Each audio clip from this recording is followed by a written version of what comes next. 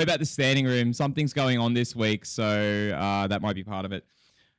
Welcome everyone who is here today. We begin by acknowledging the Gadigal people of the Eora Nation on the land on which we have gathered. They are the Aboriginal and Torres Strait Islander people of this nation, and we welcome anyone that is here from them today. The owners of the land where we gather, we pay our respects to their elders past, present, and emerging. I'd also like to thank, before we begin, all of the folks that are here from, whether it's Blockchain Australia, all of our different sponsors, the esteemed guests in the front row here. So we've got Michael, Shaulov, thank you for joining us, and Shane and the rest of the Fireblocks team. Yeah, we can clap, let's go.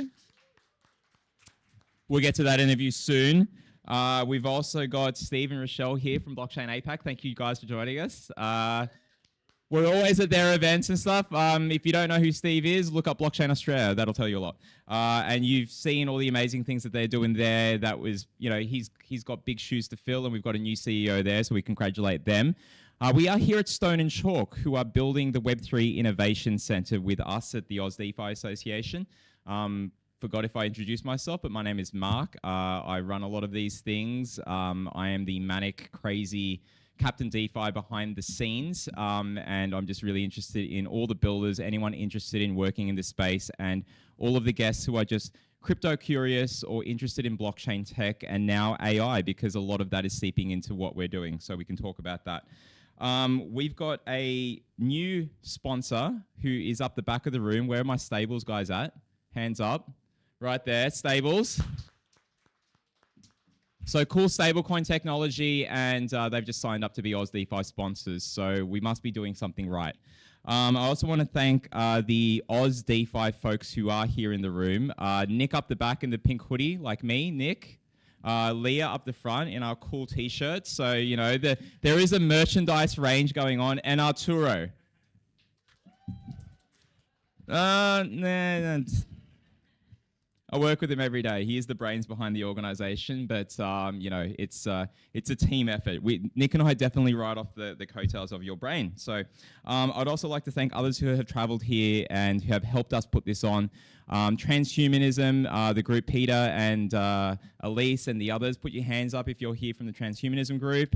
There's a few of you guys. Wow, okay, thank you. You guys have signed up and joined Stone and Chalk. So the whole idea behind the Web3 Innovation Center is to bring people together. Instead of you going back to a WeWork or any other co-working space, what if all these different builders were here in the one building and working together? And the phone agrees with that too. I'd like to also thank John Basilios. Thank you for joining us and traveling here. Blake and all the others that are coming, and Hashlock guys and so many other people in the room. I could go through a long list, but please do network with each other. There is a whole lot of cool stuff going on. Tim, Trent, everyone, thank you for joining us as well. This week we had Blockchain Week, if we can get to the next slides, and I promise we'll get to the really cool interview soon. So Nick, let's just switch across. Does that work? Is Nick not there? Oh, okay, Nick's not there. Hang on a second, guys. We've got a lag. That's okay.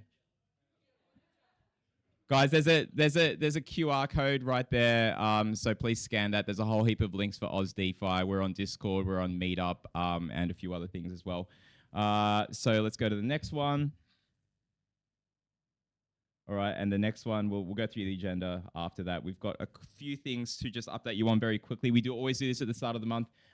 Base, so Coinbase had their launch event. I wear another hat, which is called NotCentralised, which is a venture studio that works in this space, completely separate to Oz DeFi, but it is one of the sponsors. Oz DeFi is a community organization. It's a not-for-profit. If you do donate to it, you can claim it back on tax and all that fun stuff. But NotCentralised and Oz DeFi helped launch the first base event for builders on the Coinbase layer 2. So very cool stuff being built there. We even deployed something ourselves, and you'll see a little bit of that later on. Next slide, which is for Blockchain Week. You can see some of the photos there. A lovely Leah interviewing Ben Rose from Binance. We've got Michael, who will be on stage soon. We had some other panels with bankers, with the exchanges, and a whole lot of different builders. It was an amazing event at the ASX, and then a really cool after party, which for some reason I can't remember much of. And then you can see, if we just play that one, there's an article that we put out on our blog, NotCentralised blog, which goes through recap of the event. So if you missed it, You get all the photos and you get a short little recap from every single talk that was there. All right, let's just go to the next slide because that's kind of boring. Next slide. Okay, maybe it's just got to play through. There we go. There's another place called Crypto Lulu. Hands up here who knows Crypto Lulu in the rocks. A few of you. For those that don't, we can tell you more about it. It is a cool membership club. Think Soho House, right? Where an NFT guarantees you entry, you get perks, free drink every time you arrive, dinners, talks. It's all about emerging tech, AI, and Web3. Then we also had our last Oz DeFi event. There's Nick and Leah with the hoodies and some other speakers there, Blocker, etc. Next slide. We had sometimes we have the national online events, and what happens there is that we basically call together all of our 7 cities: Sydney, Melbourne, Adelaide, Brisbane, Canberra, Newcastle, Perth, whatever other city comes after that. And we had a really cool presentation. Monero presented, so all the way on that end of the privacy realm and stuff. We were doing CBDCs the month before. We're very interested in all of the range of technologies and stuff. So that was the online event. After that, we've got a new podcast incoming. So at Crypto Lulu, instead of us just doing Zoom talks, we're actually going to be live from there. So if you are traveling through Sydney and you're interested in coming on and showcasing what cool things you're building in the space to showcase Aussie innovation, please tap us on the shoulder and we're very happy to bring you along. We've got really cool equipment up there and it'll all be streamed live on YouTube. So check that one out. And we had a podcast recorded on the old podcast. So there's a new one coming up with the Data Science Association. So Oz DeFi with the Data Science and AI Association of Australia is going to emerge to create a new emerging tech podcast. So if you're kind of interested in AI, you get to learn. If you're in AI and you want to know more about Web3, we're bringing the different communities together. And who knows, there might be some new connections that you've never had before. So you can scan that if you want to learn more about the Crypto Lulu NFTs, but we'll throw it up on the slides like later on as well. So, yep, okay. And we've got our own NFT collection, which gets you things like these hoodies. You get other perks and stuff. Chris or Nick might dance for you. You get early access to know about these events. So if you're on the wait list, well, you don't have to because you'll hear about it first. And with that, I should probably turn off Telegram, but that's okay. The Web3 Innovation Center, as you can see here, there's some other folks that are interested in the space. So if you are, Lynn from Stone and Chalk is here. Please talk to her, okay, if you are interested and working in the space, individual entrepreneurs or as a group. All right. I think it's time to get to the interviews. So without further ado, we good? All right, yeah. Let's bring up Shane Verner from Fireblocks and Michael Shaulov.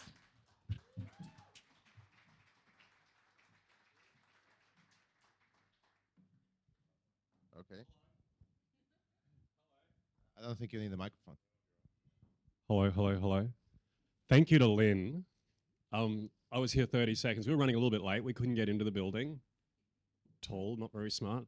And within 30 seconds, Lynn got me a Japanese beer, a piece of pizza, and I think it's Japanese beer, a piece of pizza, and asked me if I needed to go to the toilet, which was a curious way to start.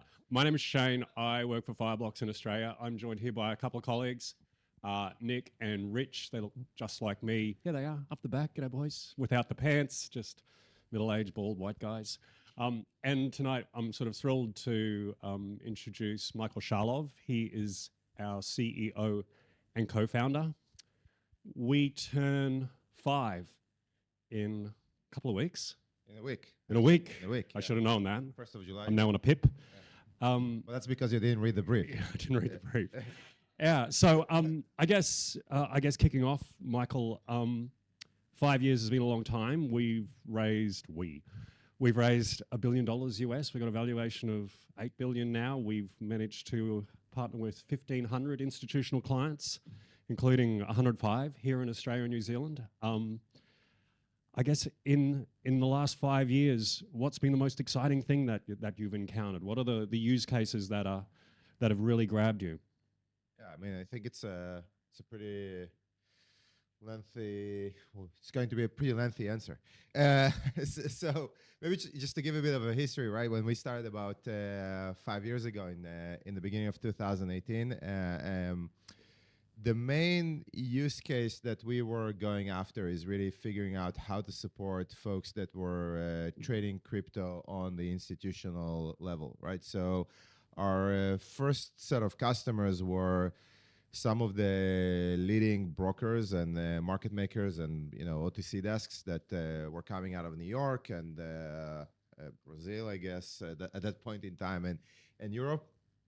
And then as the market evolved, I guess through 2019, 2020, 2021, we started to kind of broadening our custody tech, basically like the wallet infrastructure and the treasury management solutions to support more and more use cases. And I think the first one that was kind of touching a lot of retail clients was just to onboard the Revolut. That was, how many of you guys are familiar with Revolut or heard of Revolut? Yeah. Revolut is one of the biggest fintechs, right, in Europe. They kind of built probably like the biggest neobank in Europe. And they were, I would say, like, the first mass retail client that we onboarded, I think, 2020. And then clearly, like, we had like a pretty long win in that segment. People like Robinhood, that is also like pretty massive US company, and honestly, like partnering with those fintechs were quite exciting. Another big milestone for us was surprisingly like winning apparently like the oldest bank in America, which is Bank of New York Mellon. How old are they, Mike? I don't know. They always like actually they were founded in 1983. And the reason why I know this is that in their first production transaction, they moved the 1983 Satoshi. That was like the transaction that they did, which was basically the first U.S. bank that, or like the first tier 1 U.S. bank that went into custodying Bitcoin, and that was a pretty significant uplift. Just to give you like the perspective of how much time it took us to sign from, basically work with them until they went to production. We started the company in, as I said, like, in, I guess like, 1st of July, 2018. And the NDA with Bank of New York Mellon was signed 2 weeks later. And they went into production in September 2022. Right, so that was like a pretty lengthy engagement of just like to give people perspective of sometimes like how much time, how much effort, how much patience, right? You need to actually get some of those projects off the ground. So that's I think was kind of our biggest win in the TradFi space, and then the stuff that I actually like quite excited about those days is a lot of the innovation, which I would kind of categorize as Web3, all the projects that I guess you guys are working on in terms of figuring out how do we use this technology to power different use cases over the internet that were probably not use cases that I would even imagine, right, that will be viable back in 2018. So, a good example is and sorry for like bringing like a client like on the other side of the ocean. So there is a company out of Argentina that is called TravelX, and those guys are basically been in the travel industry for many years, and they basically created a solution that allows airlines to basically tokenize airline tickets, right? So instead of you getting your ticket into your United or American Airlines or Qantas app, you're actually getting an NFT, okay? And then like, asking like, so what's the big deal? What's so interesting about getting it as an NFT? So the unique thing over there is that they actually managed to convert the local airline in Argentina, and now 100% of their tickets are NFTs, and they're basically transferable, right? So if I don't want to board the flight, then I can just give that NFT to someone else, and they would board the flight in my behalf, right? So they are fully transferable, and clearly it works because you can authenticate the minting of the NFT, and they have a mechanism to do it. And one of the cool things that I learned through, like we learned through supporting them, but they basically showed me their presentation, asking like, so why would the airline companies will actually do it, right? Because at the end of the day, if you're not boarding the flight, you would pay $200 cancellation fees, right, for the flight. So that's actually like one of the interesting things, that when you interact with people that are building this space, you sometimes get like those crazy insights into industries that you thought that you kind of know from afar. And apparently, first of all, I guess way before I was born, maybe not before Shane was born, but basically before I was born, in the 50s, just kidding. when you would get, just kidding, when you would get like the airline ticket, and it was basically a paper ticket, it was actually transferable, and only when it got electronified, right, in the form that we are familiar with today, it became non-transferable. Why? I actually don't fully understand. And that basically brings, I guess, like, the best of, like, how this industry worked many decades ago. And the most interesting thing is actually like how they innovated on the economic and the economics over there.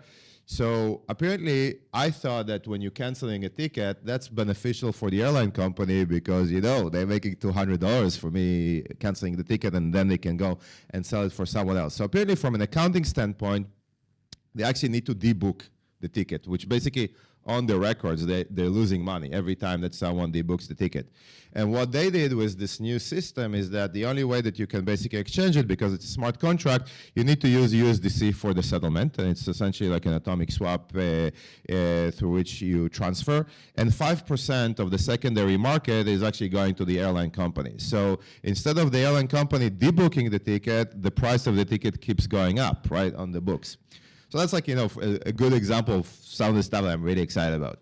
Cool. I'm just going to ask one more question. I'm going to throw it to the crowd, and there's a whole bunch of Web3 builders and entrepreneurs here, and I thought it'd be far more interesting if you guys asked your questions.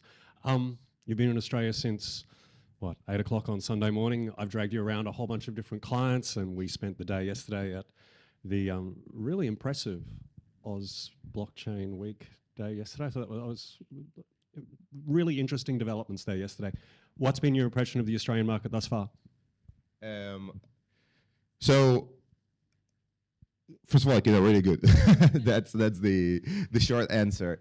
We've been excited about the Australian market for quite a few years. Interestingly enough, I think our first client here, ZeroCap, we onboarded, I want to say... Trent's just outside, by the way. Oh, okay, cool, yeah. So we've been active in this market since the beginning of 2020, so almost a bit over 3 years now, or 3 years, yeah. And we have many partners over here.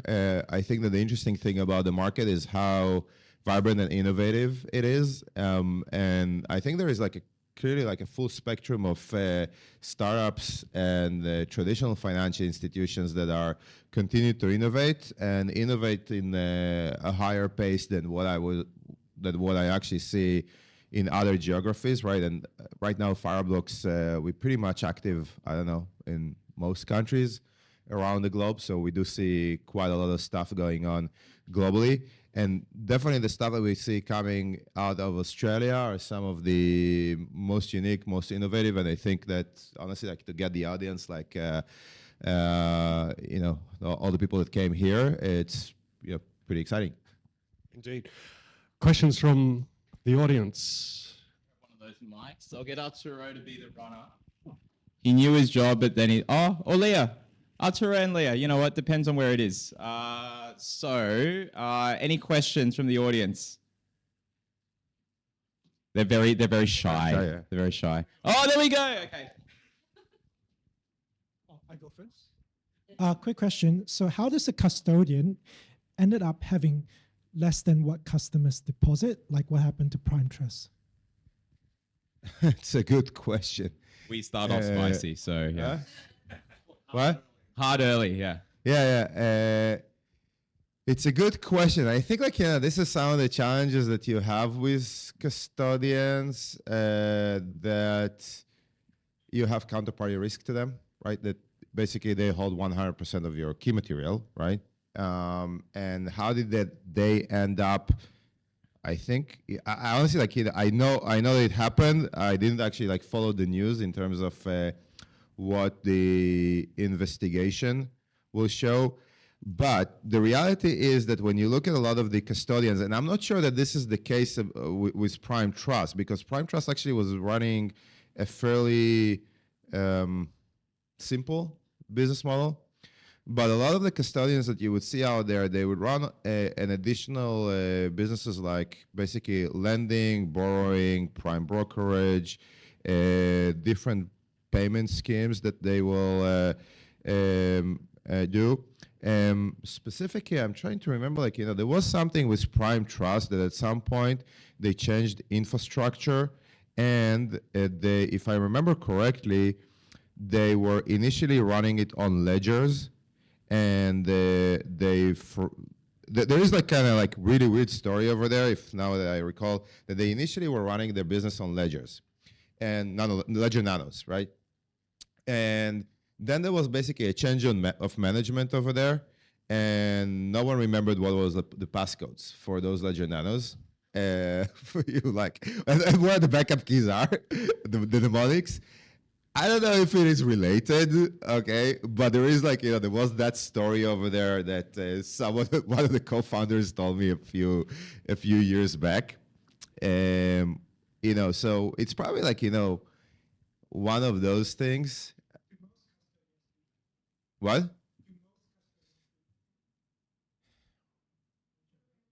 So the question is if most custodians do lending. The reality is that a lot of the custodians do lending. If you look at, just to name a few, BitGo is doing lending, Copper is doing lending, I don't know if Comino is doing lending, maybe they're not doing lending, Anchorage is doing lending.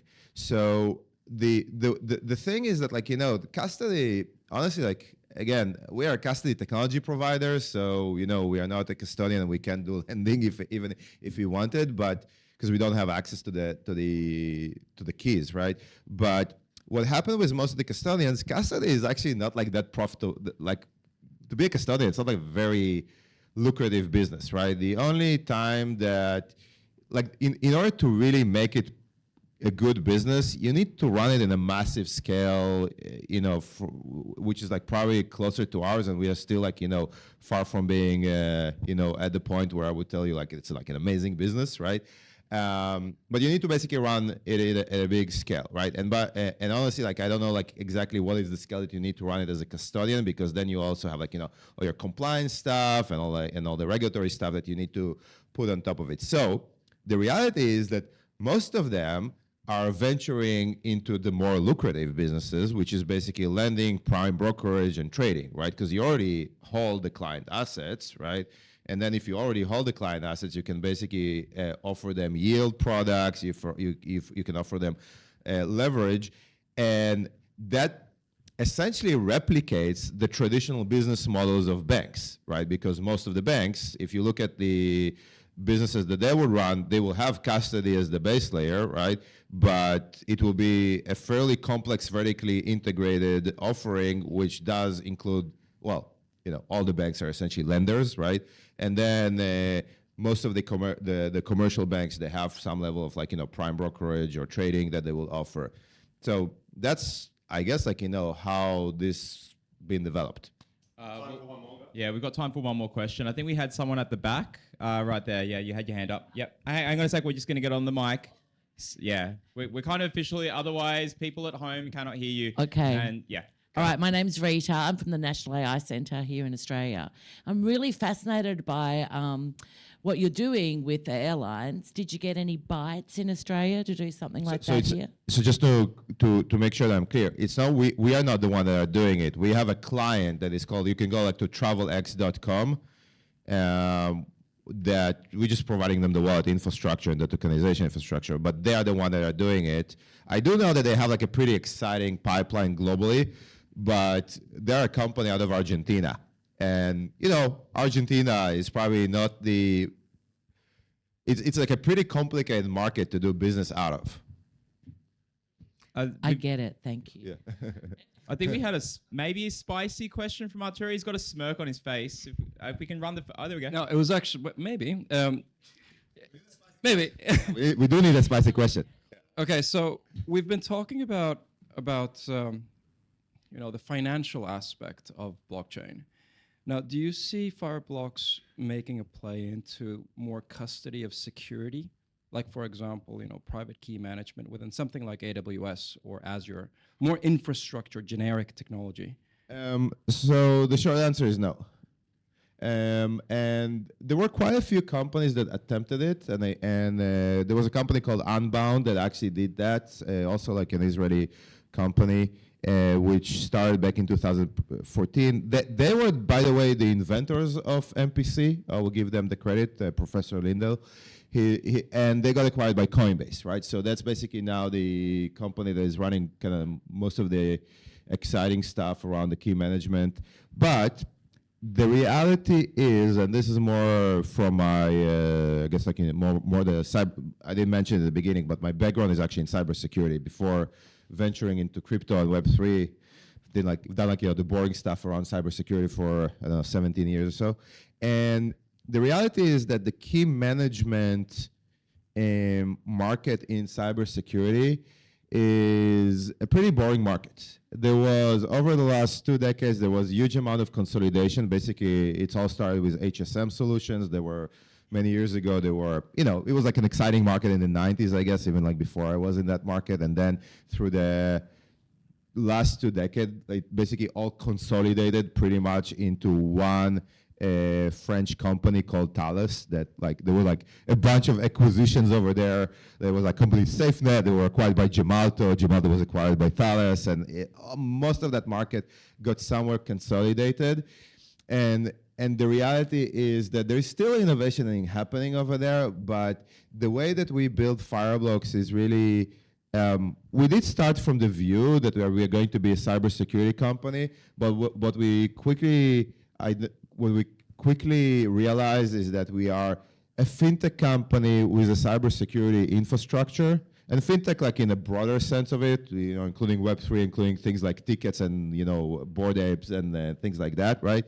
But so this is like the long answer to basically the fact that like right now we are actually much more excited in terms of supporting and, you know, venturing into areas that give infrastructure on Web3 and, you know, indexing NFTs,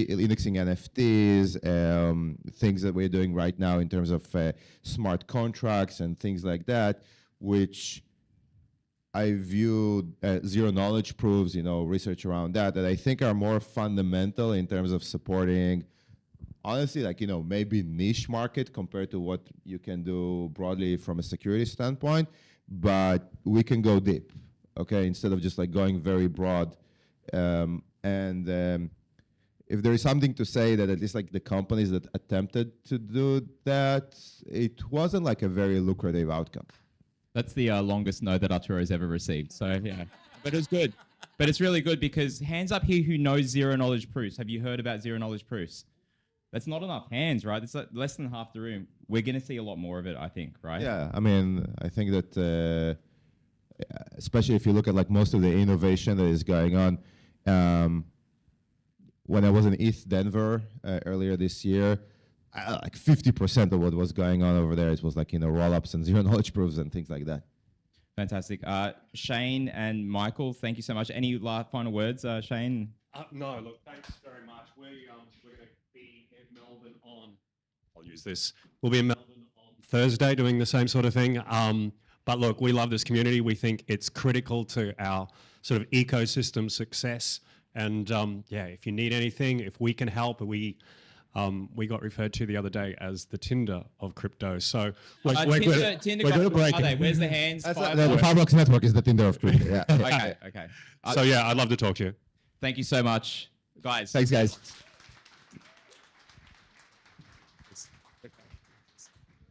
Thank you so much. Cheers. Next up, so we're talking about builders. Let's get another builder up on stage here. Let's go to the next. Yep, right there. Blake, CEO of Bamboo. Do you want to be there or do you want to stand up here? Sit up. Okay. Do you have a clicker though for? We just say next, then we've got a chat bot clicker. You say next. There's a bit of a delay, but sometimes it works. Oh look, see there. Hi everyone. My name is Blake Cassidy, and I'm the CEO of a company called Bamboo. And yes, sorry, Mark, I didn't get the format that it was an interview style, but I've just done a present. Cool. So yeah, I thought I'd talk about the case for DeFi amongst increased regulatory uncertainty. And yeah, this is a hot topic at the moment because of everything that's happening. But first I'll just introduce myself. I started off arbitrage trading Bitcoins when I was living in China in 2016. And that was an interesting time, trading between Europe and Huobi. And then when I came back to Australia, I started working with an investment fund, investing into crypto professionally. And then I was just down the rabbit hole. I was working with software development firms, and we had an opportunity to acquire Bamboo about 3 years ago. And ever since then, we've just been driving growth of the platform. And we also have a podcast called TechnoFuturist, Australia's largest crypto pod. And we saw a lot of risks in the market using traditional channels for advertising the platform because, as we know, social media doesn't always allow advertising for crypto companies. So we developed our own channel, and some of the co-hosts, Tracy and Craig, are here today in the crowd. And for those that don't know, Bamboo is a micro savings and micro investment app. So that means that every time you buy a pizza or a coffee or something day to day, we'll take the spare change and invest it on your behalf into a portfolio of digital currencies. And this is a really great way for people to incrementally save over time, dollar cost average into the market, and achieve their kind of short-term or medium-term savings goals. And what we see people using it for is to buy a car or to save up to put a deposit on a house, or even buy their girlfriend an organic cotton couch like Craig here who did in the audience. So next slide, please. Yeah, so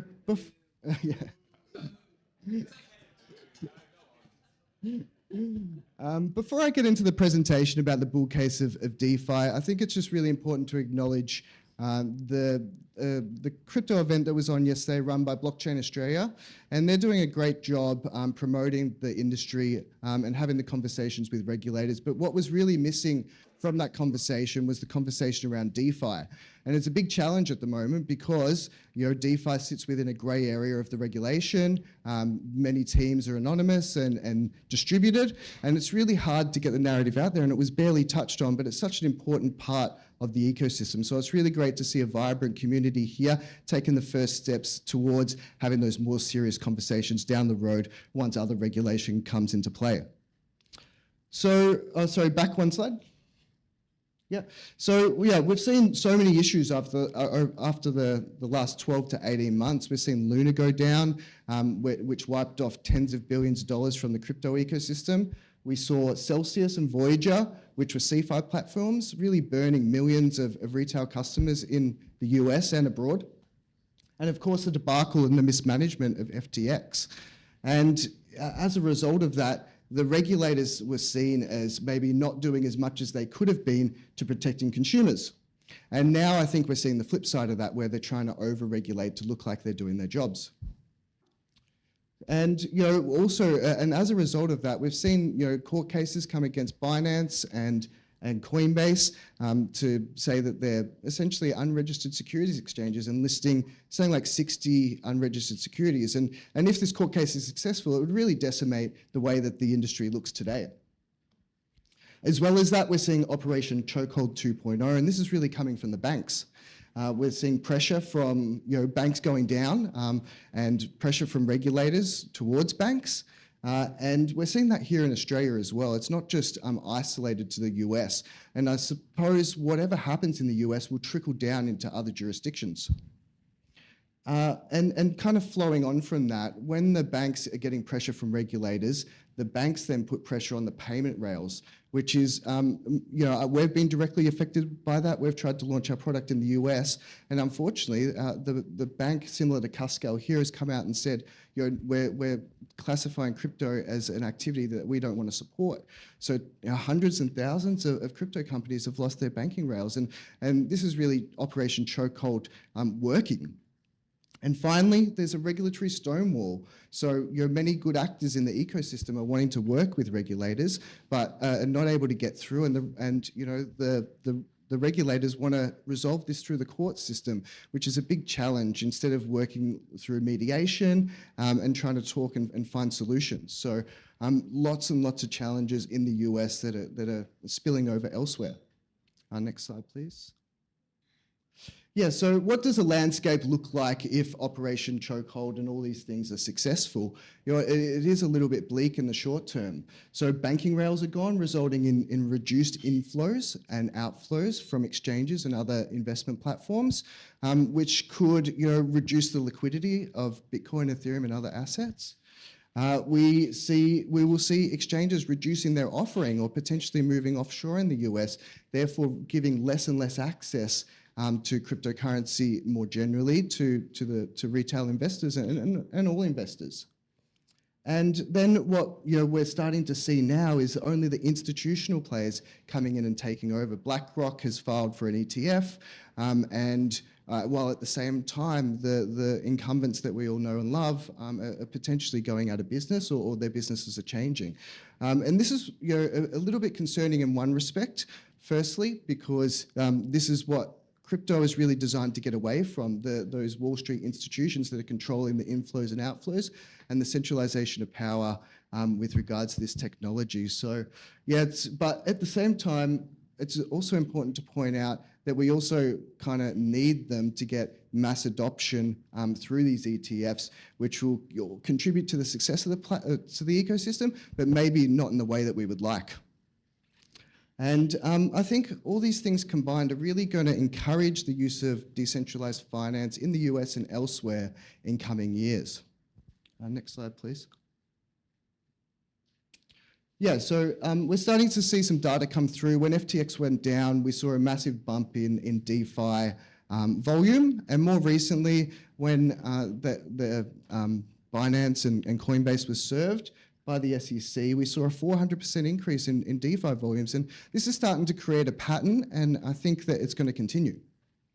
As well as that, in the coming years, we might see more DeFi on Bitcoin with all the activity that we're seeing there. And this could really look something like DeFi Summer that we saw a couple of years ago on Ethereum, where hundreds of billions of dollars of volume move through these DeFi platforms, and it could mean a lot for DeFi. Next slide, please.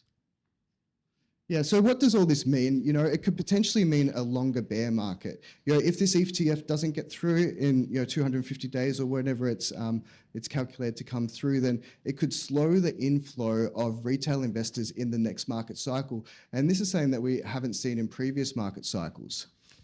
But this could certainly be better in the long term, even though there'll be some short-term pain, because it's going to cause all our DeFi platforms to develop new products, expand, and become a more important part of the ecosystem. And this also kind of creates a lot of opportunities for entrepreneurs to come through, build solutions that respond to some of these issues. And in the long term, I think that'll be better for all of us. So that's my short presentation. Thank you very much. Do we have any audience questions? Spicy or not, it does not have to be the spicy cough. No, we don't say that. Does anyone have any cool, funky, abnormal, normal, any questions for Bamboo? Someone that's built something cool here in Australia. Nick, right up the back. Audience questions, maybe. Can we get a mic across? Where's the other one? Oh, sorry. That's okay. Oh, yeah. Okay.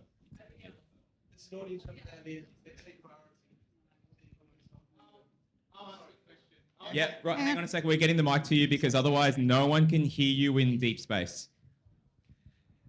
I wanted to ask this question later, but since you actually pointed something out in regards to decentralized finance or finance, basically, first of all, I think it's great that crypto is regulated, means it legitimizes crypto.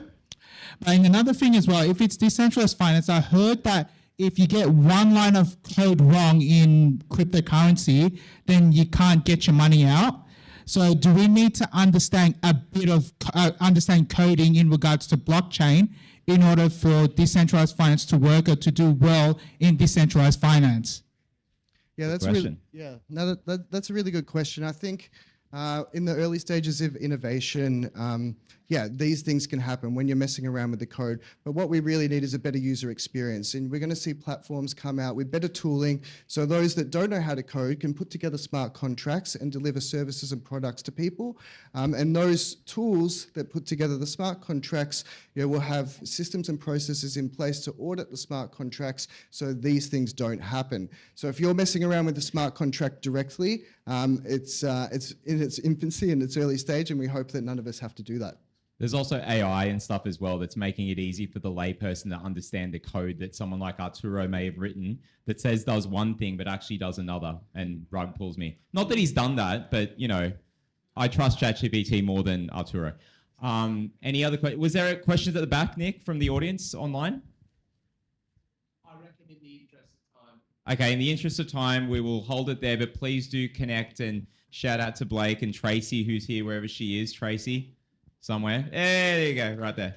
Shout out to the Bamboo folks. Thank you so much.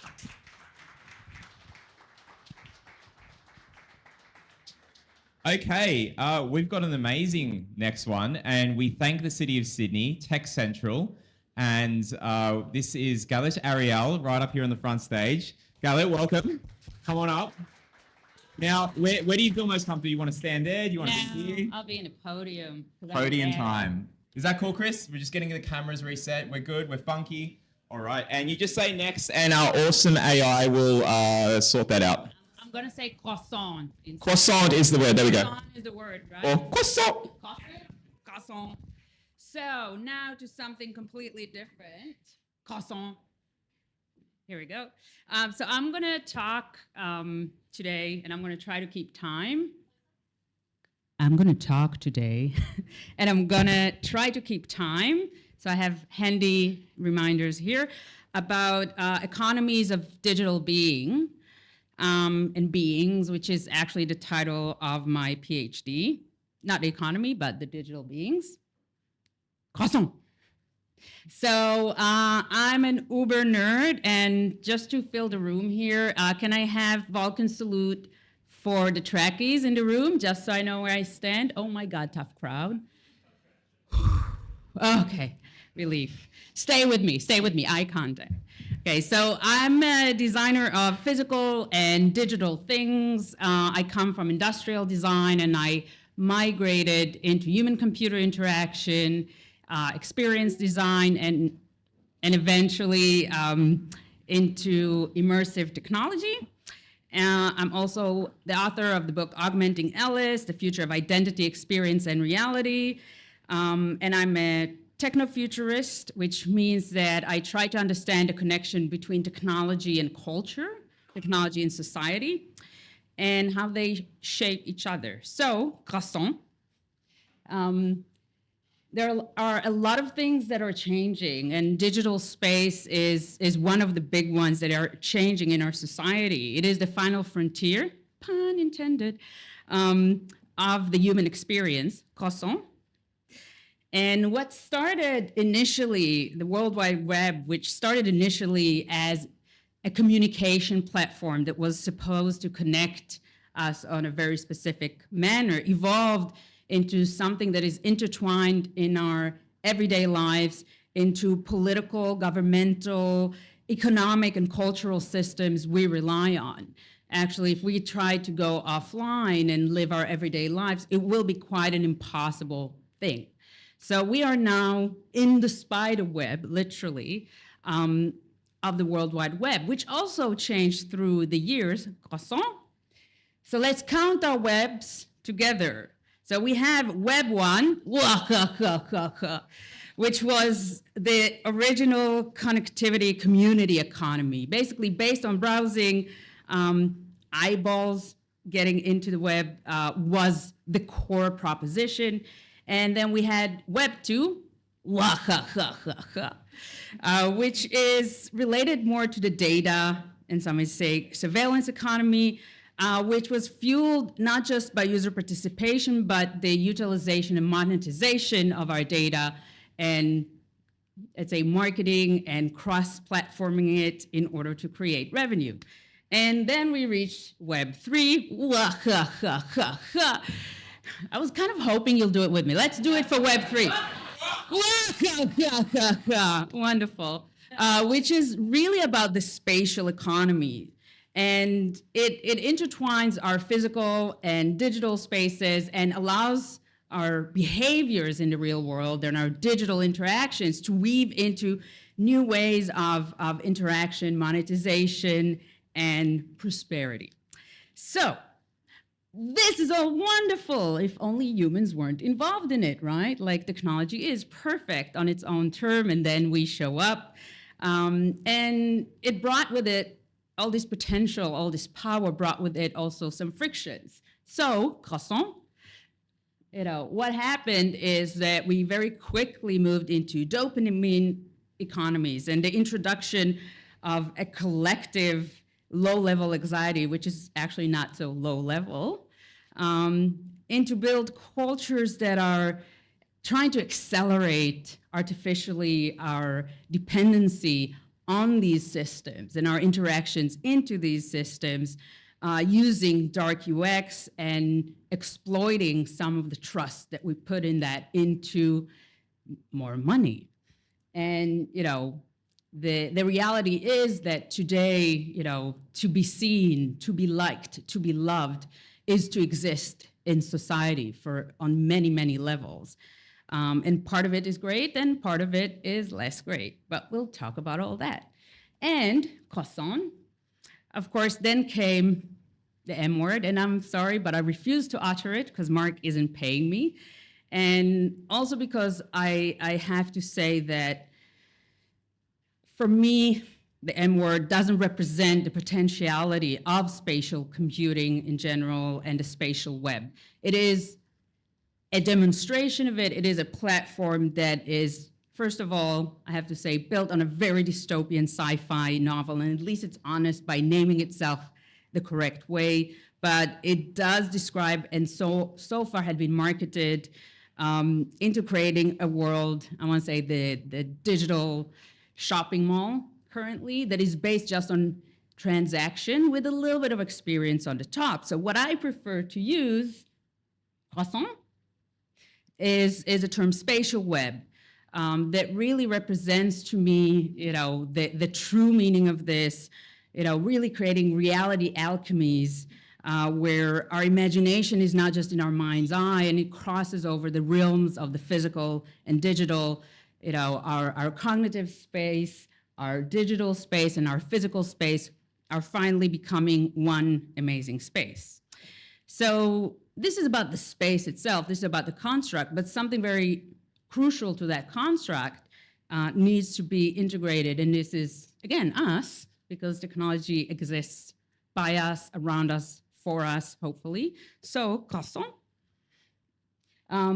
So our bodies, not just our immediate interaction or clicking, are becoming spaces of data extraction and optimization, which again, good, but also a space of friction that we need to realize. So, croissant, human beings, wonderful creatures, finicky little creatures that have a lot of conditioning of what we can and want do directly and indirectly. And we've been using technology in order to understand our bodies and our minds better throughout the years. And with technology at large, our whole concept of what is a human being, what is the body, changed tremendously. So, croissant. So this is, in my mind, one of the most influential moments in understanding the human body. So the Vitruvian Man by Leonardo da Vinci is not just, an art piece. It actually isn't at all. It was, a mathematical equation that measured the human body for the first time in a schematic way, making it into a mathematical, let's say, golden proportion. And it's note to understand that in the Western society have become such an influential part of how we understand the body, because it did two things.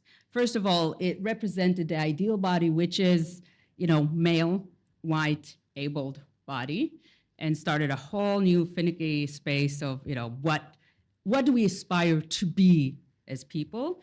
And also moving from the idea of the body as I want to say a cosmic ecosystem into a space of its own, an individual space that we can measure, and thus, if we can measure it, we can make it into something else.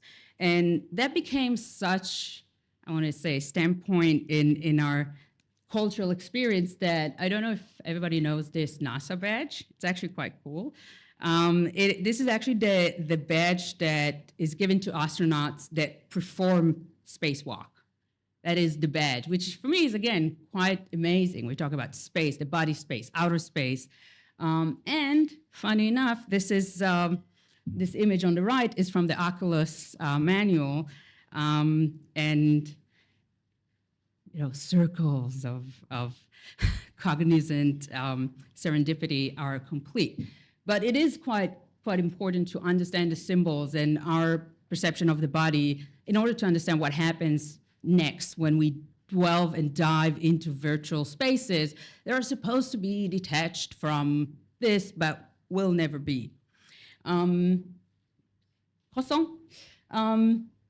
So part of our shift into understanding our body mathematically and data-wise have been framed as part of the QS movement, the Quantified Self movement, that was launched originally by Kevin Kelly, which I hope everybody knows who he is, but he's a longtime evangelist for computing technologies, the executive editor of Wired, and a very big believer in the quantified self as a manner to understand ourselves. And I have to say I have some difference of opinion by him, but the bottom line is that he believed that the best way to truly understand yourself is by understanding and measuring the data that your body, I want to say, emits or projects or valued. And I have a little bit of differences, but we'll talk about it in the panel later. I'm looking at you. And what happened was that indeed within these amazing abilities that we have to track physical, not just, again, direct engagement through how much we click, but understand and input somatic data, behavioral data, big data systems, we created Croissant, a new layer of the web, which is really the internet of tracking things, I want to say. So we track and compare features. We ourselves, become participants in it. We have a variety of apps and devices that are attached to our bodies and behaviors and movements. We are the ones that are actually becoming the data source itself, which is also quite interesting, Croissant. And like it or not, it also creates new hierarchies in society, which I didn't coin this, that was Hui, that talks about the victorial elites and about the fact that there is, and one of these people is different. Anyone knows who it is? It is Mark, he knows jiu-jitsu, and I can't wait for the cage fighting. I don't know who I want to win, but by the way, yesterday, Elon's mommy forbade him to do the fight, so I know, you can't have it all. But it is the truth that access to data, controlling the data and streaming the data, defining what algorithmic values are more and less important became a very powerful data, a very powerful source of monetization and control, and it is centralized by the heads and by the big tech companies currently. And blockchain is one of the tools that is attempting to kind of like shed that power and bring it back to the people. So with all that, we are coming into a cross-section where we have these hybrid virtual and physical spaces. We have hybrid perceptions of the biological and digital body, our interactions in it that are now really flowing together. And I think the most amazing thing is the integration of big and small data, in that sense that we have tiny fragments of data of ourselves that are interconnected into big infrastructures. So we're now having these interconnected islands of individuals that are now streamed, their data is streamed into the web and becomes a thing of its own and creates little clusters of its own. And it's quite mind-blowing, but with it, it is scary. And if anyone tells you they're scared of AI or data, do not diss them. They are right to be scared. Do not ever tell them like, I don't understand, what you have to be scared of, because my answer will be, I don't understand what's not to be scared of. Because again, technology is perfect. It does exactly what it's designed to do. The only finicky variant is humanity and culture. And as we know, we sometimes do, bad people use good tech too. And we need to always be aware of it, right? Next. And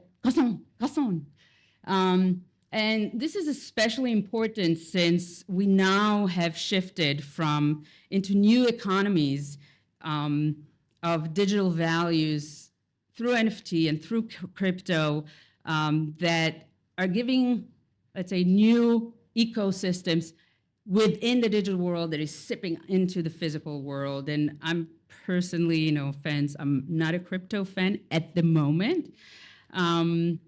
But this is the reality we have to deal with, that virtual objects and assets are real. They are affecting us in real time in the real world. And we have to pay attention to it because we're now attaching very specific values into, again, I don't say unreal or unexistent, into digital objects. So we are moving very fast into talk about coins, into talking about wallets that are real world terminology, but actually the way they operate is quite different. So we also as a community have to keep our language very, very clear, not just comprehensive to the message, but get very, very clear and understand what it means and what we're talking about, especially because we are now not only creating new values, but we are creating new humans that are completely digital. These are just 3D, avatars, and it's becoming unbelievably sophisticated, and it comes with its own complexity. So we have now managed to have a digital transformation of not just our interactions and our behaviors, but also assets and values and our bodies. And with great power comes great responsibility. So I will keep all the, how and why and what are we going to do about it to the panel.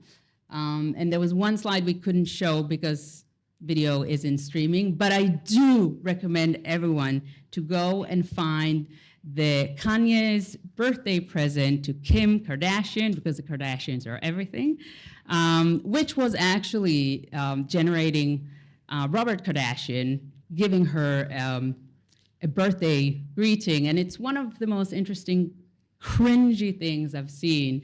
And it's the final friction of digital being that surpasses our biological body and our rights on our bodies after we even pass. So that was all the things I had to say. And I want to thank you, Kasson. And if anybody wants to ask me anything or contact me, I am a very cheap date. I will reply. Just do remind me how we met, or if we met, or where we see each other, because it just will help me give context. I'm just a little girl from Vulcan. And thank you all for listening. And live long and prosper. Live long and prosper. I love it. Thank you. We're going to have a panel later on, so we'll be back on that. But for something else cringy, we're going to get Arturo up on stage soon. But before we get him up, just a little bit of context. So just want to let you guys know, like we're builders in the space, right? So Oz DeFi is a community of builders. We're builders. We're part of it. We sponsor. We've got great sponsors up the back, other sponsors around and stuff. And just folks, if you are on this in this outside, just please do try to keep it quiet so folks in here can hear a little bit better. That's great. But just three things. So first two things are very cool blockchain technology things that we thought were really great about the space and why it got us involved. And one of them was that, for example, seeing what blockchain can do, you can do digital escrows a lot quicker, a lot faster than you do in the real world. Why are escrows important? Imagine you're working in construction, and in Australia, we see construction companies collapsing every couple of weeks or so. Well, you can have an escrow account so that a subcontractor knows that the other side has money because they've got to put collateral in, and you know you're getting paid. You don't pick up the tools, you don't hire resources. You can do all of that really easily on blockchain. Doesn't have to be for construction. It could be if you're a consultant. If you don't know that the other side has money and they want you to do the work, well, you have to get them to put up a little bit of collateral and cash and stuff. So we can do that kind of stuff on blockchain rails. Another thing that's really interesting on blockchain rails is all this complaint that we're not regulated and all this. DeFi is regulated. DeFi is regulated in the sense that if a smart contract does not let you do something, you cannot do it. Right now in the traditional world, which is very regulated, most of the biggest crimes have happened in regulated spaces. They happen because of humans, right? We have laws, and if humans don't do what they're supposed to, they sell a security that's not meant for a retail investor. They sell a wholesale security for professional investors. They sell it to retail. You're not allowed to do it, but you still can do it. But with smart contracts, you could have rules of your jurisdiction imbued in there. So we built something to do the first thing, which is trade flows. We built something to do the next thing, which is blockchain compliance, right? Because DeFi and blockchain smart contracts are more regulated than anything else. So watch and wait and see in this space when we actually get those out there. And then the next thing that's really interesting is businesses coming into the space cannot work. Like imagine you go to a coffee shop, for example. Arturo buys a coffee from me. It's on Etherscan. Now, when he looks on Etherscan, he can see all of my past transactions. Unless I have wallet hygiene and have separate wallets, all of a sudden my business, you can trace through there, and this is what hackers do. They look for the biggest, highest value transactions. Yes, you're whatever, you know what I'm trying to say, pseudonymous, but you're not anonymous, right? In the business world, a lot of businesses coming into this space, it's hard for them because they have to go enter this space where all of a sudden your margins, what you're spending on big ticket items and small ticket items is seen. So without further ado, Arturo is going to present something that's related to confidentiality. Hey guys, I am definitely not as cool as the past presenter. So I'm going to keep this really, really boring. He's talking about me. Correct. I'm going to be really, really boring. And I'm not going to sell you the Web3 dream. I'm not going to tell you that the world is going to transform into everybody trading tokens. And I'm not going to tell you that, that everybody's WAGMI. What I'm going to try to do is actually talk to you about not how to bring Web 2 to Web 3, but actually the opposite. How we bring Web 3 to Web 2. Because who knew that a sustainable business needed to have revenue, right? It's not only about tokens. Now, we do a few different things within the business. And a lot of the tech that we build, we try to make open source. And as let's say specialists within the emerging tech space, we try to bring really funky technologies to the real world. Now, the one thing that we do think is extremely important about Web3 is the understanding and the ability to build self-sovereign workflows. Right? Croissant. There we go. Nick's been primed.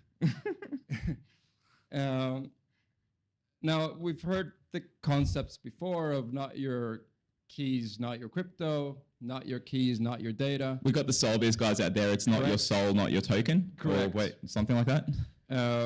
But I think that it's an important question to ask yourself why that matters, right? If we're not only talking about tokens, why is self-sovereignty a thing? And I think that if we think about how current workflows are configured, especially in the tech space, and that kind of, that has effects in almost all aspects of society, we have very little control over our data. We have very little control over our data footprints, and also, in fact, how our transactions are executed.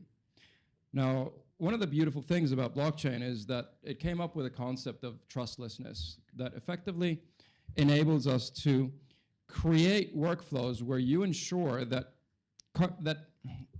interactions between entities and between parties can actually remain confidential, so the information is only shared between two people.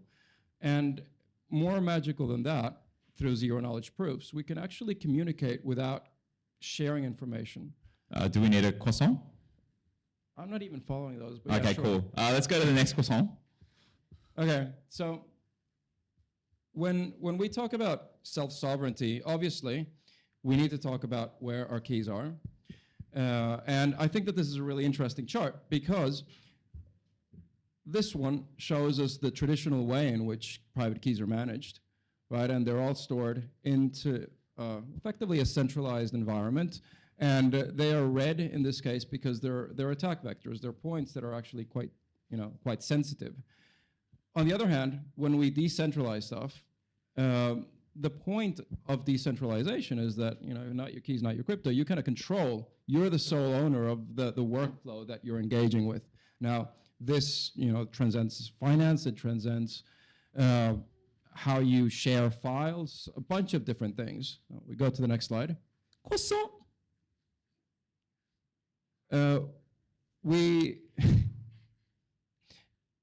If we do things properly, we can actually, as I mentioned before, communicate with concepts of zero-knowledge proofs. Now, again, how many people here know what a zero-knowledge proof is? Okay, that's pretty good.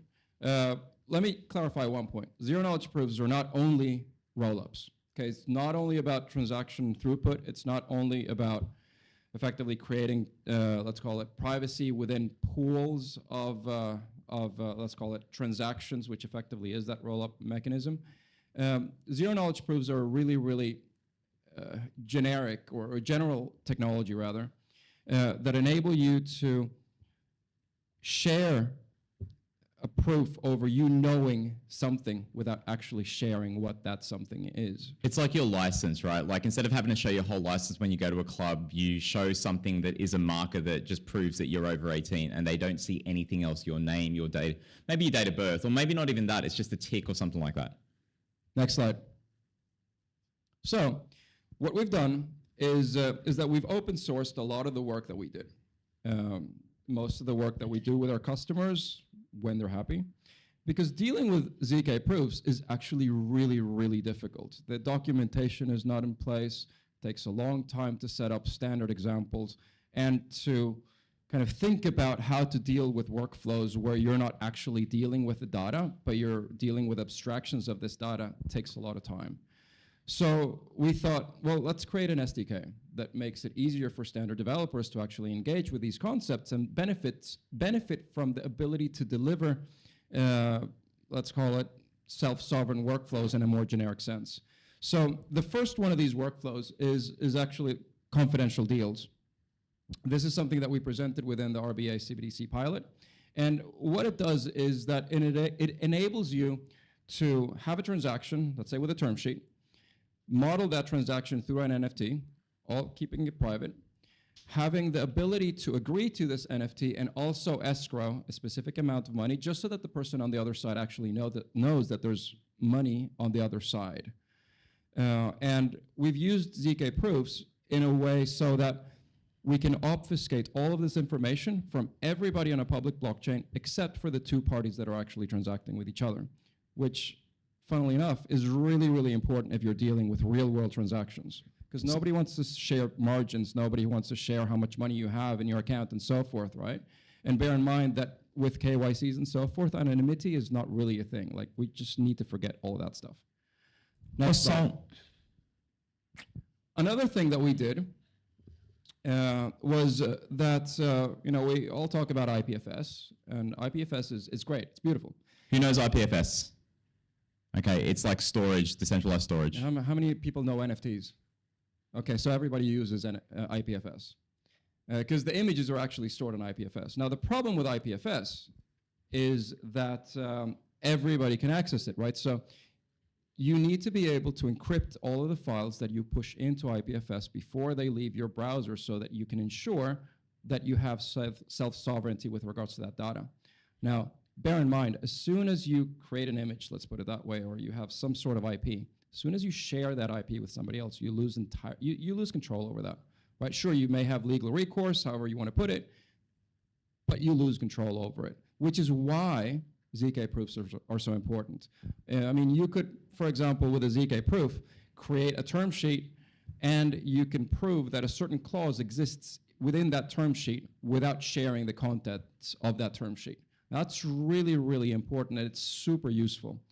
Mark spoke about the ability to prove, for example, that you're above 18 without sharing your passport. That's also really useful. Because bear in mind that one of the biggest reasons why we have all of these data breaches is simply because we're actually sharing data when we shouldn't. We should be sharing cryptographic proofs that you can't revert the data from. So effectively, the data does not exist in them.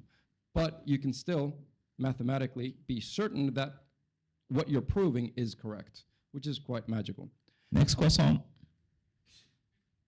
This is a workflow that we created to showcase and make it easy the ability to create verifiable credentials. So again, this is the passport case. Now think of Polygon ID, very similar to that. It's actually the same type of underlying technology because we're using Zircon circuits, which are also open sourced, and we're happy to talk to anyone that wants to play with those. So it doesn't have to be on Polygon, basically. No, correct. It's EVM compatible. And what this means, that was really important, folks. This means that it doesn't have to be on layer 2s, because layer 2s are another layer where essentially, layer 2s are great, they lower cost, they make things sped up, but you have to trust another entity because there are things done off chain. Well, imagine if you could actually have that zero knowledge, confidentiality, etc., but on a layer 1 and decentralized, and you can see everything there if you're privy to that. But otherwise, on Etherscan, that description I described before, they would just see a valid transaction with no amount on there. So this is how we get businesses in. Sorry. Yep, all good. So anyway, we just go through the process of issuing that credential, viewing that credential, and bear in mind, this is just a graphical representation of what you can do with the actual SDK. This is an interesting one because here we're issuing a passport. We're creating a query for that passport where we're checking if the individual, for example, is above 18. Now, if you want to make this really nice, what you could do is that you can make this query, which is a JSON object, put that into a QR code, you scan it, all of a sudden you can see, oh, this is what they want to prove. They want to see that I'm above 18, but they don't want to see my name, nor do they want to see any of the other details, and I'm okay with that. Therefore, I click on prove, they verify it, and everybody's good. And it can only work in some circumstances, like through you're going through customs or something. It may only work if it's actually issued from a legitimate government source, like the Australian government for passports. So the future could be really interesting on chain like that. There's a service bus one next, but I think we'll skip through that one. No, I think that's the service bus one? Yeah, this is the most boring one, and I love it. Okay, there you go. It is so boring because how many people here know what a service bus is? Don't put your hand. Oh my God. Wow. Okay. Yeah. Okay. So a service bus is something that almost every tech stack uses, meaning that all of you have actually, all of you enjoy the benefits of a service bus because they're used absolutely everywhere. Now, what it is it's a piece of software that sits there and actually takes messages from other pieces of software. It's a messaging system for computers, right? Now, why am I talking about this? Simply because they're used everywhere, and the auditability of service buses in certain scenarios is really important. So what do we want to do with that? For example, let's say that you're the government and you're receiving messages over complaints, and you need to have an auditable workflow where you can prove that certain complaints have come in at specific times from specific people and so forth. That is really, really difficult to build if you want to have the auditability aspect, but it's extremely simple to do if you know what you're doing with blockchain, right? So in this scenario, what we're able to do is prove through blockchain the source of the message, the timestamp of the message, because the blockchain or the smart contract kind of gives you that timestamp automatically. And on top of that, which is something that we haven't seen before, is that the information that is pushed into the service bus is made confidential, but you can prove certain aspects of integrity. Now, we can go to the next slide. The reason why I mentioned that is because we all talk about making blockchain and Web3 mainstream, and we are fixated with the idea that it needs to be through tokens, shit tokens, most of them, or they need to be through NFTs, and it's actually not the case. Consider Linux.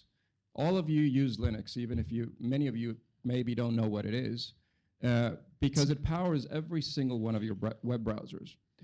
Blockchain tech has the same ability to change our lives in ways that we will not see. Most of those in terms of the back end, because blockchain is actually a back end technology, unlike AI, which is a front end technology, which is why it's so easy to get hyped around, right?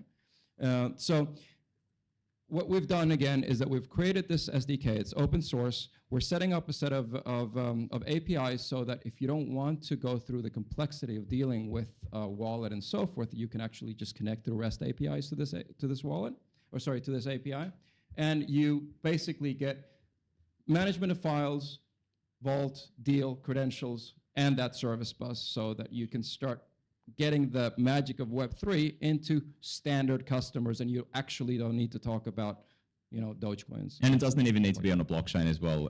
Zero knowledge proofs can actually work offline like that. So definitely sign up for the closed beta. There's a bank or two that's interested. There's an exchange or two, and maybe others, but we'll do a little workshop on that.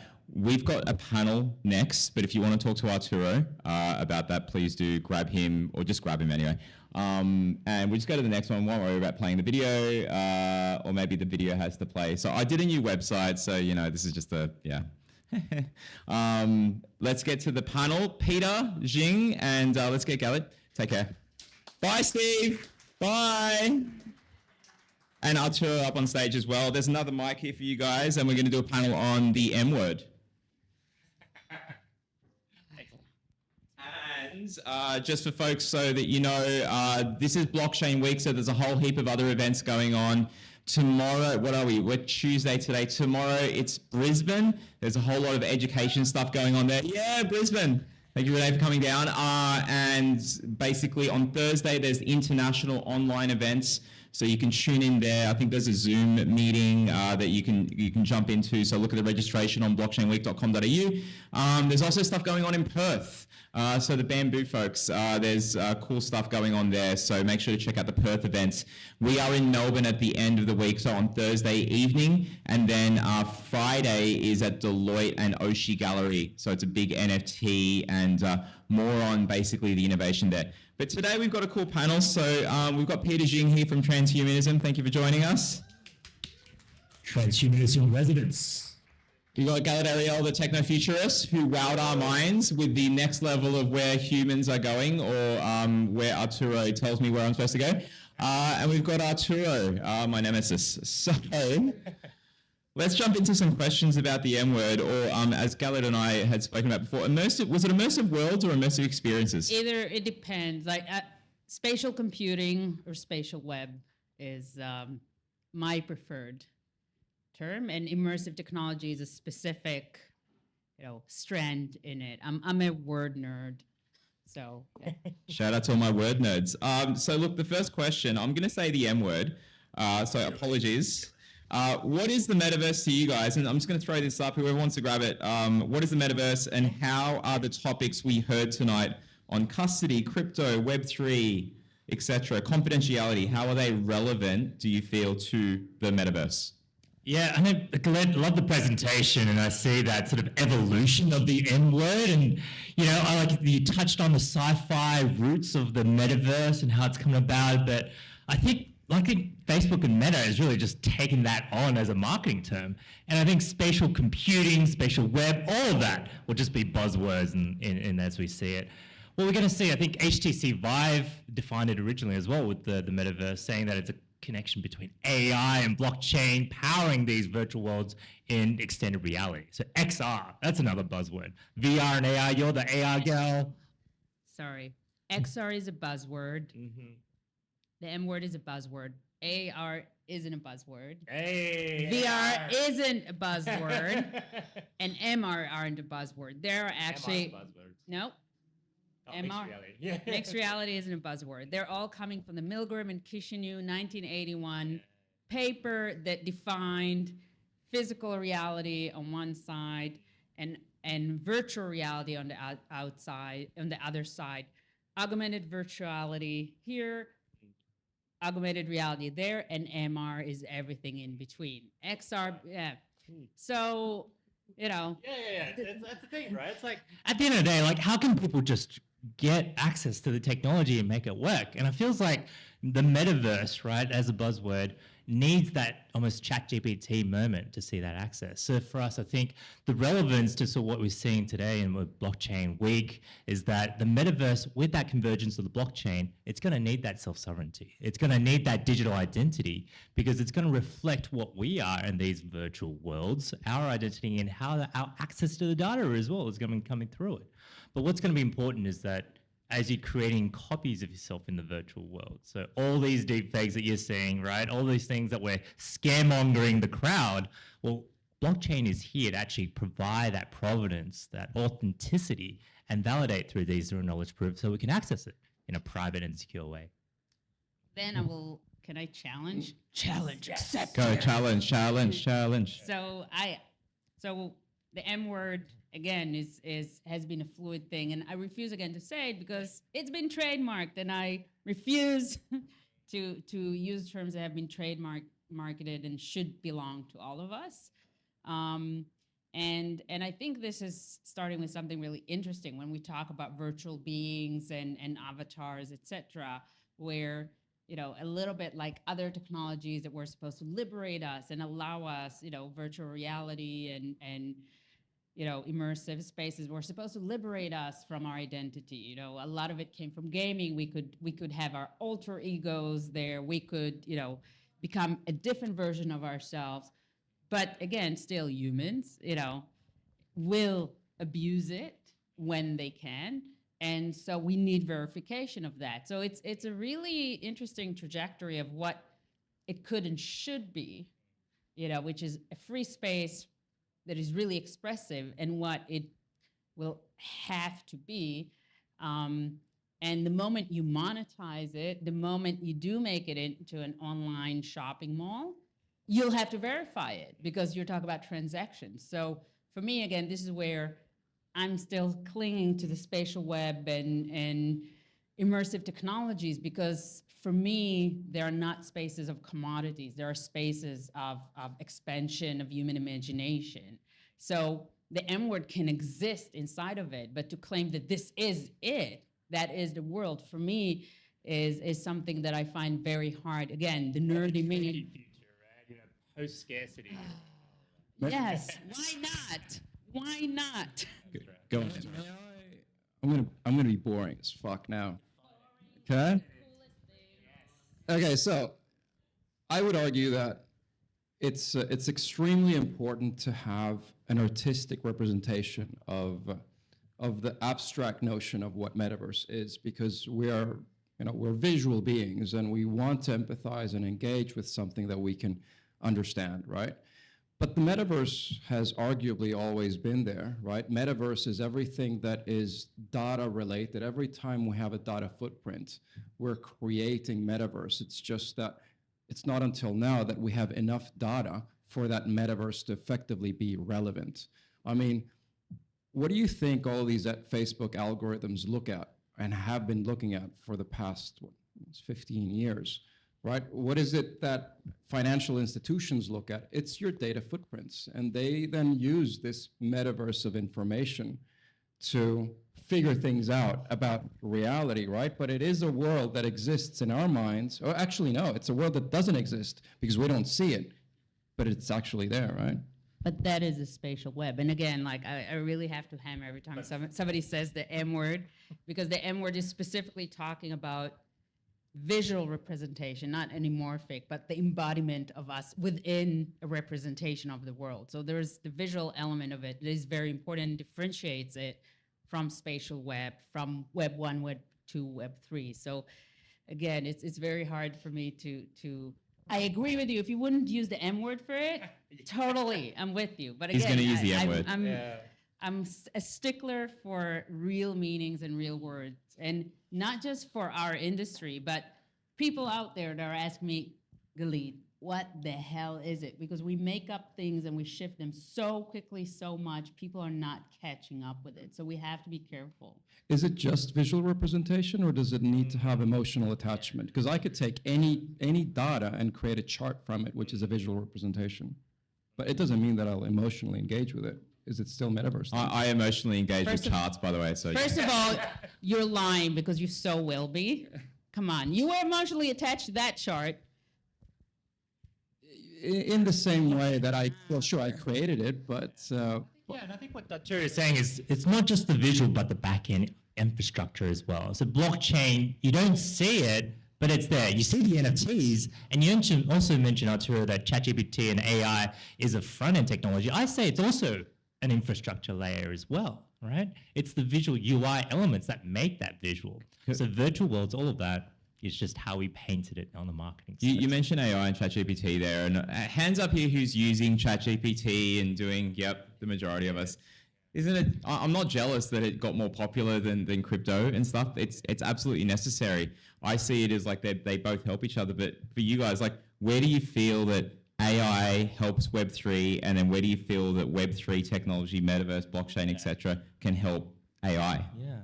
So I mean, like, have you guys played around with AutoGPT? Have you guys accessed the backend of OpenAI, AutoGPT? So this is technology out there that uses ChatGPT technology to talk to another ChatGPT agent, right? So they're conversing with each other.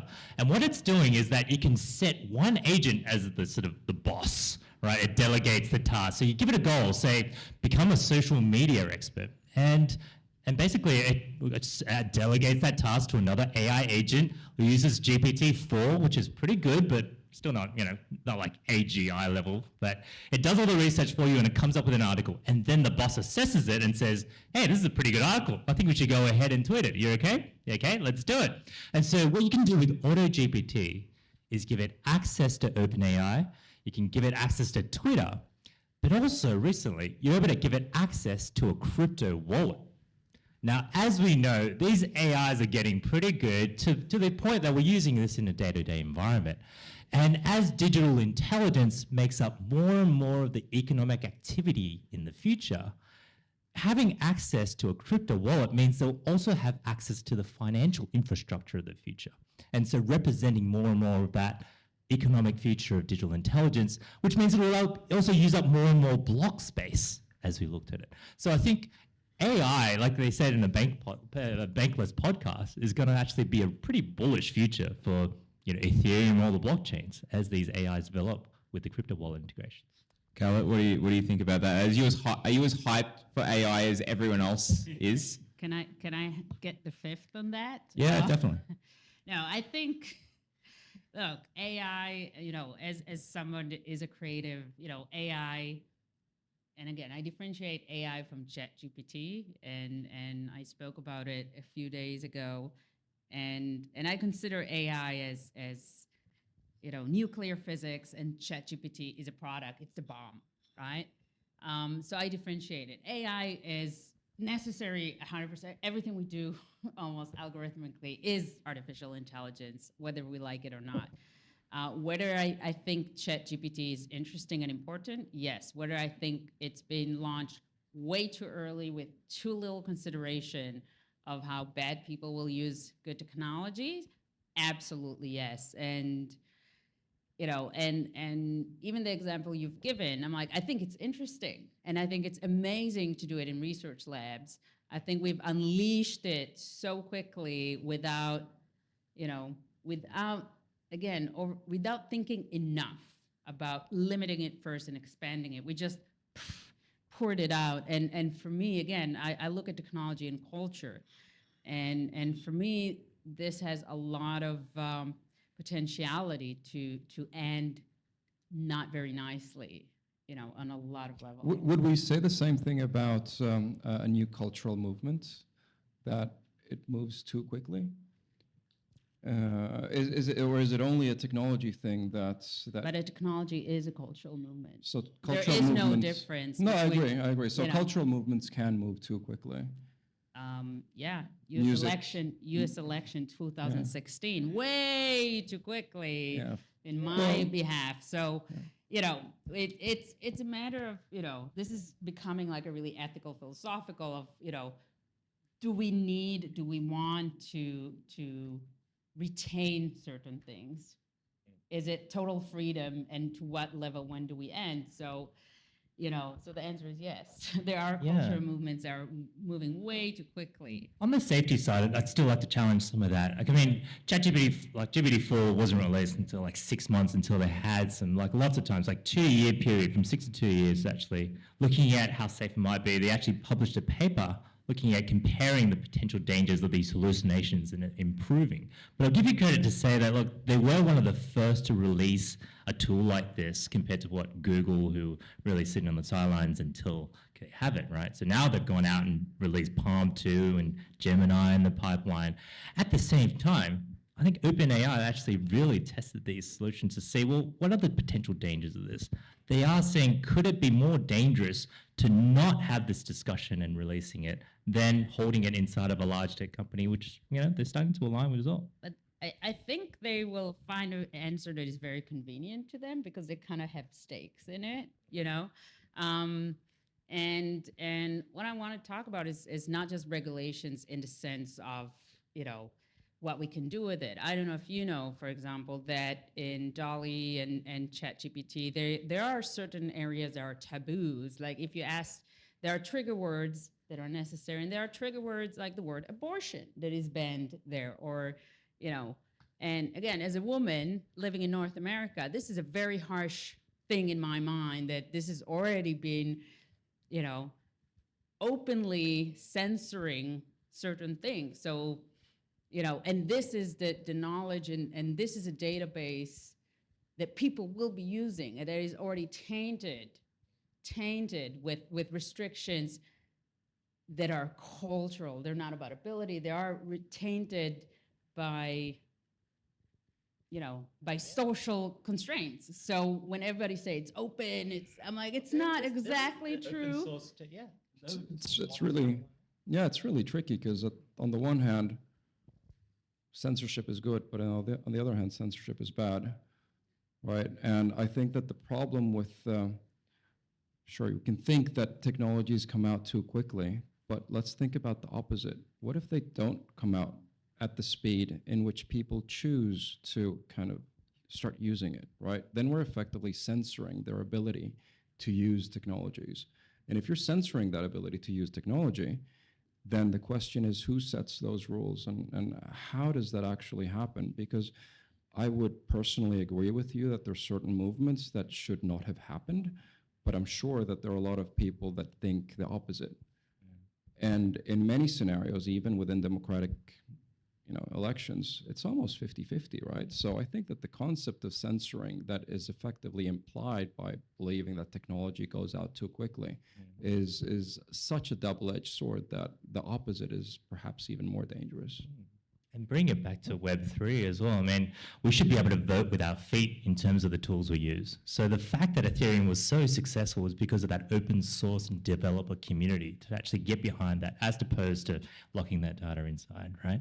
So with these LLMs, people are actually choosing to use these open source technologies, whether you can download your own models and run it locally. Open Assistant is one, Open which Assistant is is a great tool to use. like an open AI, but it's democratized. Is that, yeah. That's right. And I think to the point where I think as we're moving to talking about decentralized autonomous organizations to crowdfund the infrastructure behind that, we should also be able to access the hardware itself and also run these servers in a decentralized way through IPFS, through zero knowledge proofs. And these technologies, as a techno-optimist side from a transhumanist community, I think we'll find a way to vote with our feet. And hopefully it's not a lock-in as well. So to answer Arturo's question, we'll never know. I don't know what will happen if we, constrain it. I'm not saying, stop it. We cannot stop it from happening. I'm just talking about having more accountability as a community of not just saying like, we'll unleash it and we'll see what happens. What's the worst that will happen? Because the worst will happen. And I think we can do a lot better I'm going to give this example. Like, come on, banning that word, is such a strong political statement that for me, it's like very hard to support it as a whole, because that's a word I know of. And the second thing that I have to say to both of you, when you're talking about it's been tested and,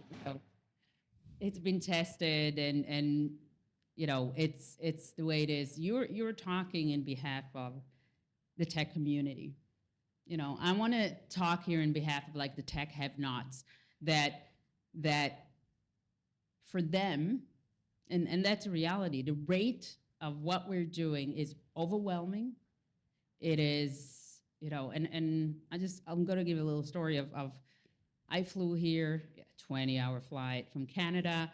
And there was a woman sitting next to me. She's a doctor, a medical doctor. She came back from a conference in Chicago. She asked me what I'm doing. I'm like, I'm coming to do a TED Talk. This is an, educated, well-established woman. And the moment I told her I'm coming to talk about tech and culture and ethics, she grabbed my hand and we went into a long conversation about her anxiety and her confusion about what to do with her kids and what to do. And we can stand here and say like, but we gave all the answer. The truth is, again, I think we have a lot of technology already. We have all the technology. We have so much technology that we can kind of like do better as it is. Let's even say social media that is still effed up. And we're moving fast because this is who we are and that's our industry. But let's not forget those that are being left behind, and not just, I'm not even talking about people that don't even have access. So when we talk about like, oh, we have bots that can create these advantages and it's democratized. No, it's democratized for those who have knowledge and access.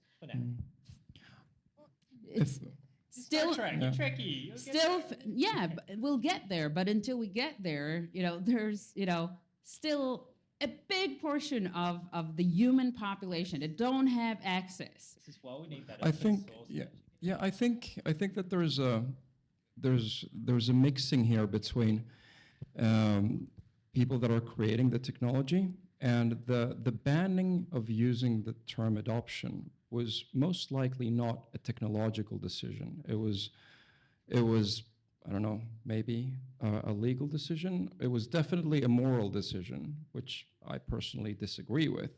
But it was not a person writing code that chose to do so because it was part of the technology itself. So I think that if we're going to do something about that, then we're not changing or stopping technology. We're actually dealing with the heart of the problem, which is how we disagree with the way in which morality is being imposed on people. And I think that's a big question with regards to crypto as well. Yeah. Now, one more thing here is that we're talking about the way in which people engage with technology and the anxieties that this progress brings. And look, I am creating new technology, and I can see that I become obsolete really quickly unless I continue doing so. So I feel that anxiety as well. Absolutely not at the same way as my mother, for example, would, right? But we cannot forget to see the other side, which is that technology is knowledge. That's all it is. It's an embodiment. It's a physical representation of knowledge, and I would say that we know far from enough with regards to so many different things. I mean, we are really primitive with regards to most things that I can talk about. Guys, sorry, let's get to a final question because we are well over time. I apologize, but got to set up, pack up. Time is just a constant.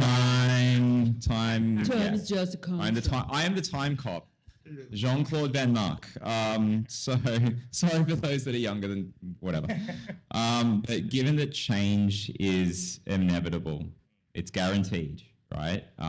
We've had all the hype waves of the internet, commerce on the internet, Web3, now AI. Given that change is like there, and we're talking about anxiety, how do you guys, starting from Peter, then Galit, and Arturo, how do you guys feel that humans can best prepare themselves for the inevitability of change? Whether they're, and take any persona, but like, how do you feel like, what are the things that we should be thinking about as humans? Yeah, I mean, this is the time to actually just be as adaptable as you can. Change is the only constant. So for us, it's kind of like, you mentioned Kevin Kelly earlier, right? His thesis around the technium, that technology is going to continue to advance no matter what. And humanity, really us, it's really just to make sure we stay relevant. We need to adopt the technologies and make sure that we maximize the upside while mitigating the downsides. And I think technologies need to be open source and accelerated with transhumanism. It's about how do we then merge with the technologies, because we know that there's no way you're going to be able to stop it. The genie is out of the box. And, it's the tricky side is the Borg. We're talking about things like brain-computer interfaces. You've seen Elon Musk come up with Neuralink. There's a whole raft of companies that are doing human trials right now. They're helping hundreds and thousands of people out there who are disabled and are able to walk again. Right? There's a man right now in Switzerland had a cycling accident in 2011 and is able to use these BCIs in his spinal cord to walk again.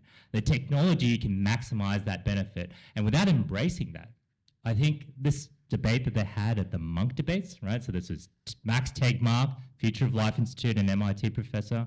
You had, Yoshia Bengio, one of the godfathers of AI, debating Jan LeCun from Meta, and basically other people that are saying we need to mitigate existential risk in AI. Now, we do need to look at the downsides, but how do we find that right balance, right, to fully maximize that benefit?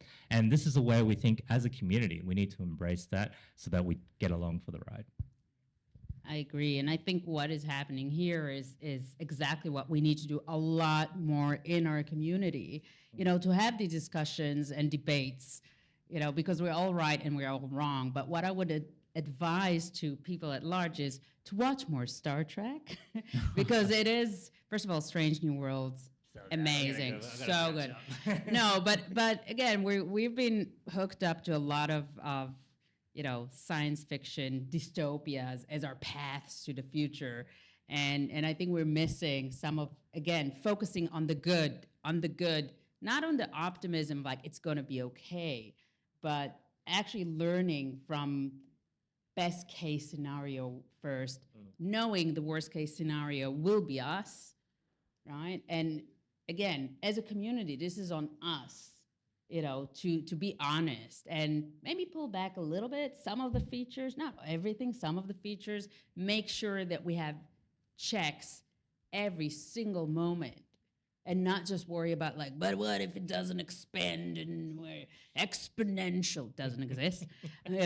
We really, it is great power. We have great responsibility. We need to apply it, and we might get obsolete. We don't know, but that shouldn't be a thing that leads us at all, because I love tech and I believe in tech, and it's not going away. We can be a little bit more patient, because if it's not happening in 6 months, it will happen in a year or in 5, and that's absolutely okay.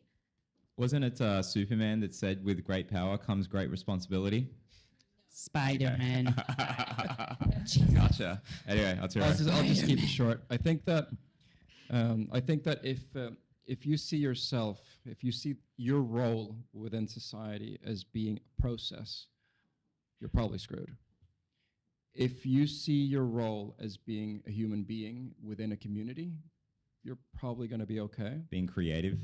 And I think that technologies like ChatGPT that actually make it more human for you to engage with these complex notions enables you as a person to not need to have such high technical knowledge. I mean, you've seen that in computers since the beginning. The first computers were extremely complicated. They were you needed to be very tech savvy to work with them. Now you give a phone to a 5-year-old and they will deal with it, right? So again, I think that finding that role where you actually see that you're empathizing and engaging with people, and that is your added value to society, is going to be a better bet than the opposite. All right, with that, folks, thank you to our panelists. Thank you so much.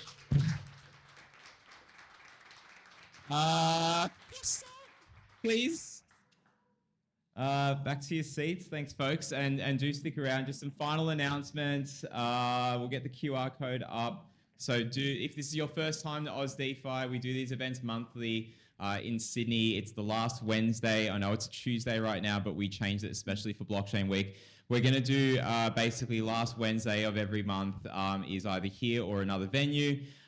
We are here for the builders. There's other events going on around the country. So we're in other cities as well, and we'll announce those on our meetup pages. But we're on Twitter a lot. We're also going to film this. Well, it is filmed, so this will be replayed on YouTube. So any of the things that were there, you want to watch it again. For the folks that weren't able to be around, that'll be there. So right now what's going to happen is we're going to go back outside whilst Chris and I and Nick will pack up. We do thank you so much for coming. If you do stick around, some of us will head down to, on this street, this is York Street, just outside here. There is Hotel CBD up the road, and we'll go there for some further drinks and mingling and networking and who knows, creating the future. But my name is Mark. Thank you so much for joining us, and we'll see you again next time.